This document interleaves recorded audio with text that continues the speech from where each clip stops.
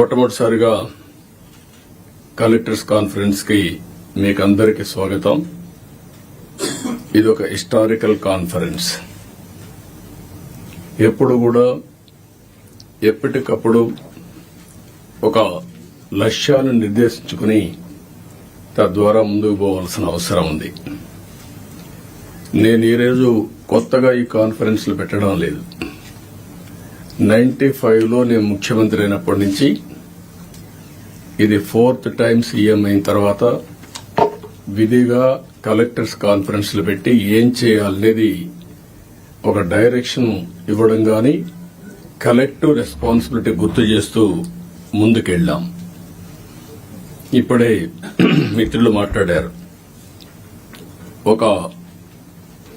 ఈరోజు మనం కాన్ఫరెన్స్ ఒక చరిత్ర తిరగ రాయబోతుంది.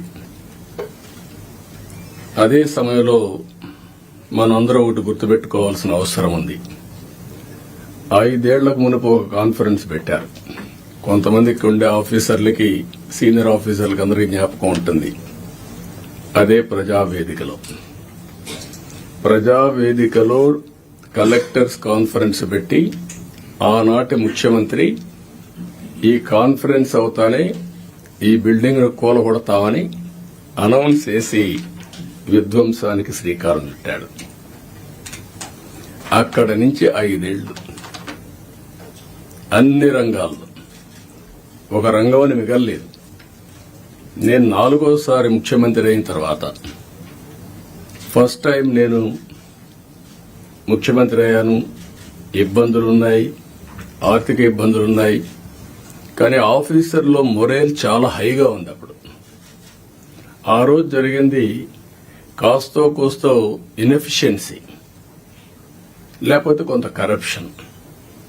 ఇప్పుడు అట్లా కాకుండా విధ్వంసం, పనిచేసే ఆఫీసర్లందరినీ పక్కన పెట్టడం, ఆఫీసర్లు కూడా బ్లాక్ మెయిల్ చేయడం, ఒకటి కాదు అన్నీ కలిసి ఈరోజు ఈ స్టేజ్కి నేను ఎప్పుడూ చూడనంత ఒకటి బ్రాండ్ ఏపీ దెబ్బతినింది. ఆఫీసర్ల యొక్క మనోభావాల్ని దెబ్బతీశారు. ఢిల్లీకి పోతే ఒకప్పుడు Andhra bureaucracy one of the best bureaucracy, మీరు గుర్తుపెట్టుకోవాలి. ఇక్కడి నుంచి పోయిన ఐఏఎస్ ఆఫీసర్స్ సక్సెసివ్ 3-4 ఐటీ సెక్రటరీలు అయ్యారు కంటిన్యూగా. ఇక్కడి నుంచి పోయినటువంటి ఫైనాన్స్ సెక్రటరీస్ ఆర్బీఐ గవర్నర్లు అయ్యారు. ఇక్కడి నుంచి పోయిన వాళ్లు కేంద్రంలో కీలక బాధ్యతలు వహించారు. వరల్డ్ బ్యాంక్ వెళ్లారు. ఈరోజు మనం చూస్తా ఉంటే ఆంధ్ర ఆఫీసర్స్ అంటే ఢిల్లీలో కూడా అన్టచబుల్స్ కింద వీళ్ళేమి చేయలేరు అనే పరిస్థితికి వచ్చారు. ఎప్పుడు కూడా మనం గుర్తుపెట్టుకోవాల్సింది, నేను ఇంత మునిపే మీతో చెప్పాను, ఒక చిన్న తప్పు జరిగితే కరెక్ట్ చేయొచ్చు కానీ టోటల్ గా విధ్వంసానికి గురైనటువంటి రాష్ట్రాన్ని మళ్లీ పునర్నిర్మాణం చేయాలంటే ఎక్స్ట్రా ఎఫర్ట్స్ కూడా మనం అందరూ పెట్టాల్సిన అవసరం ఉంది. నేను రాజకీయాల్లో 45 years ఉన్నాను, 4.5 decades ఉన్నా. గ్రామాల్లో కరెంట్ లేని రోజులు, రోడ్లు లేని రోజులు. అక్కడి నుంచి ఈరోజు చూస్తే కరెంటు ఊర్లోనే ఉత్పత్తి చేసుకునే రోజులు. కార్లు, ఆటోమేటిక్ కార్లు వచ్చేసి డ్రైవర్లెస్ కార్లు వచ్చే పరిస్థితికి వచ్చింది. అంటే మన కళ్ల ముందరనే ఇప్పుడు మన వాళ్ళు మనం చేసిన ఇక్కడ ఇంకొక విషయం కూడా మీరు గుర్తుపెట్టుకోవాల్సిన అవసరం ఉంది. అన్నింటికంటే పబ్లిక్ పాలసీస్ అంటే చాలా పవర్ఫుల్. మనం తీసుకునే నిర్ణయాల ద్వారా రాష్ట్ర భవిష్యత్తుని, భావితరాల భవిష్యత్తుని మార్చే శక్తి పబ్లిక్ పాలసీస్ ఉంటుంది. దానికి ఎగ్జాంపుల్ మీరు చూసినప్పుడు 1991 ఆర్థిక సంస్కరణలు రాకమునుపు ఇదే దేశం, ఇదే అడ్మినిస్ట్రేషన్, ఇదే ప్రజలు. కానీ బిఫోర్ మీరు చూస్తే భారతదేశం 2%, 3% గ్రోత్ రేట్. అదే ఆర్థిక సంస్కరణలు వచ్చిన తర్వాత కాంపిటేటివ్ ఎకానమీకి దోహదం చేశాం. అక్కడి నుంచి ఈ రోజు 2047కి సూపర్ పవర్ గా తయారయ్యే అవకాశాలున్నాయి. 5th లార్జెస్ట్ ఎకానమీకి వెళ్ళాం. బై 2029 3వ లార్జెస్ట్ ఎకానమీకి రీచ్ అవుతాం. నా లెక్క ప్రకారం అయితే గట్టిగా పనిచేస్తే అందరం డెడికేషన్తో పోతే 2047కి ప్రపంచంలో నెంబర్ 1 ఎకానమీగా ఉంటాం. లేకపోతే బై డిఫాల్ట్ 3rd లో ఉంటాం. కష్టపడితే కొద్దిగా 2ndకు వస్తాం. నేను ఎందుకు ఈ విషయం చెప్పానంటే ఆర్థిక సంస్కరణలు వచ్చిన తర్వాత first mover advantage technology adopt చేసుకున్నాం మనం ఇండియన్స్. మనకు ఒక హిస్టారికల్ అడ్వాంటేజెస్ కూడా ఉన్నాయి. ఓసారి మిస్ అవుతా ఉంటాం. ఆ హిస్టారికల్ అడ్వాంటేజ్ మీరు అందరూ చూసినప్పుడు మనం మ్యాథమెటిక్స్ లో చాలా స్ట్రాంగ్. 0 కూడా మనమే కనిపెట్టాం. బ్రిటిష్ వాళ్ళు ఇంగ్లీష్ మనకు వదిలిపెట్టి వెళ్లారు. కోహినూర్ డైమండ్ కూడా తీసుకెళ్లారు, కానీ ఇంగ్లీష్ మాత్రం తీసుకుపోలేకపోయారు. మన జీవన శైలిలో భాగమైపోయింది ఇంగ్లీష్ అనేది. ఈ 2 డెడ్లీ కాంబినేషన్ ఇన్ఫర్మేషన్ టెక్నాలజీకి. దాన్ని అందిపుచ్చుకున్నాం రైట్ టైంలో. ఈరోజు హైదరాబాద్ నగరాన్ని మీరు నాలెడ్జ్ సిటీని మీరు చూస్తున్నారు. ఎప్పుడైతే ఇదే ఆఫీసర్లు ఇప్పుడు కొంతమంది ఇక్కడ కూడా ఉన్నారు. 1995లో ప్రారంభించాం.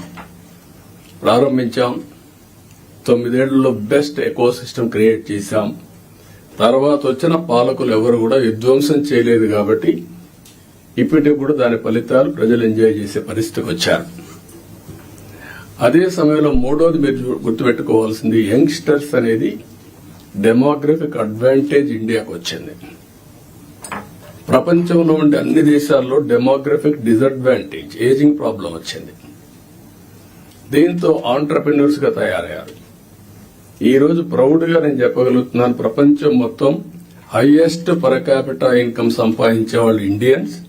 అందులో 33% తెలుగు వాళ్ళు. అంటే ఒక ప్రభుత్వం యొక్క విధానం, ఆ రోజు మనం తీసుకున్న పబ్లిక్ పాలసీ 25 ఏళ్లలో మనం ఊహించని పరిణామాలు, ఊహించని ప్రగతిని మనం సృష్టించే పరిస్థితికి వచ్చాం. ఇవన్నీ గతంలో చేసిన పనులు ఎందుకు గుర్తు చేస్తున్నానంటే ఈ రోజు మీరు చేయబోయే పని భవిష్యత్తులో ఒక చరిత్ర సృష్టించే పరిస్థితి వస్తుంది. ఇప్పుడే మిత్రులు చెప్పినట్టు మేము ఈ 5 ఏళ్లలో ఒకరిద్దరుగా అందరం సఫర్ అయ్యాం. ఎన్ని విధాల సఫర్ కావాలో అన్ని విధాల సఫర్ అయ్యాం. అయితే మా కమిట్మెంట్ మాత్రం ఎట్టి పరిస్థితుల్లో ఏమీ చేయలేరని నిరూపించుకున్నాం. అందుకే ఈసారి ప్రజలు మీరు చూస్తే ఒక హిస్టారికల్ మ్యాండేట్ ఇచ్చారు. నేను చాలా సంవత్సరాలుగా రాజకీయాల్లో ఉన్నాను, కానీ తెలుగుదేశం పార్టీ వచ్చి కూడా 43 ఏళ్లు అయింది. కానీ ఈసారి ఇచ్చిన మ్యాండేట్ చూస్తే ఎప్పుడూ రానంత మ్యాండేట్, ఒక హిస్టారికల్ మ్యాండేట్ ఇచ్చారు. అదే సమయంలో యాస్పిరేషన్స్ కూడా విపరీతంగా ఉన్నాయి. మీరు ఈ విషయం ఆల్ ఆఫీసర్స్ ఈ కలెక్టర్ కాన్ఫరెన్స్ లో మనం గుర్తుపెట్టుకోవాల్సిన అవసరం ఉంది. మేము ఆ రోజు ఒకే మాట చెప్పాం, నేను గాని పవన్ కళ్యాణ్ గారు గాని, మమ్మల్ని నమ్మండి, ప్రజలు గెలవాలి. ప్రజలు గెలవాలంటే ఎన్డీఏ మాకు ఓట్లేయాలి. ఈ రాష్ట్రాన్ని పునర్నిర్మాణం చేస్తామని మేము హామీ ఇచ్చాం. పూర్వ వైభవం తీసుకొస్తామని హామీ ఇచ్చాం. ప్రజలు గెలిచారు, మమ్మల్ని గెలిపించారు. కానీ ఈరోజు పునర్నిర్మాణం చేయాలంటే గడిచిన 40 రోజులుగా, అంటే 50 రోజులు అయిపోయింది, ఇంకో 10 రోజుల్లో 60 రోజులు అవుతుంది. కానీ చాలా సమస్యలున్నాయి. ఈ కలెక్టర్స్ కాన్ఫరెన్స్ రాష్ట్ర పునర్నిర్మాణానికి అంకితమైన భావంతో పోవడానికి ఒక దశ దిశ నిర్దేశించే సమావేశంగా ఉంటుంది. ఒక హిస్టారికల్ కాన్ఫరెన్స్ గా ఉంటుంది. ఈ విషయం మీరందరూ గుర్తుపెట్టుకోవాల్సిన అవసరం ఉంది.